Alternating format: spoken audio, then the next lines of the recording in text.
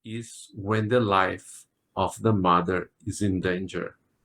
All the other causes are not permitted by Spiritism. I know this may sound awkward,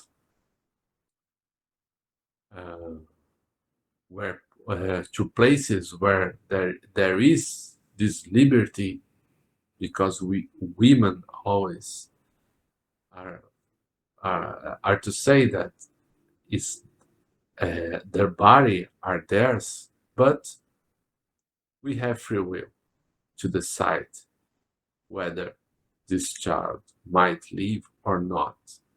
But we must suffer the consequences afterwards, because the spirit that is denied this existence, this body, may become an obsessor, a vengeful spirit that pursues all the people who decided not to have him or her. So this is a consequences.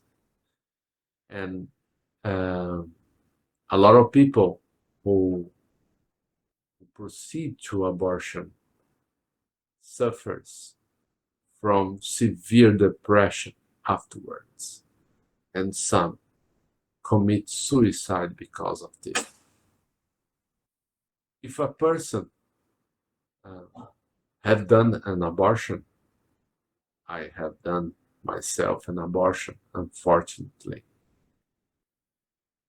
The only way is to regret this behavior, and ask God that He may also give us another opportunity to atone for our sins, because we cannot change what we have done, but we can change our behaviors from now to the future. So let's make a new ending by starting now doing good for those who suffers. And I'd like to make a special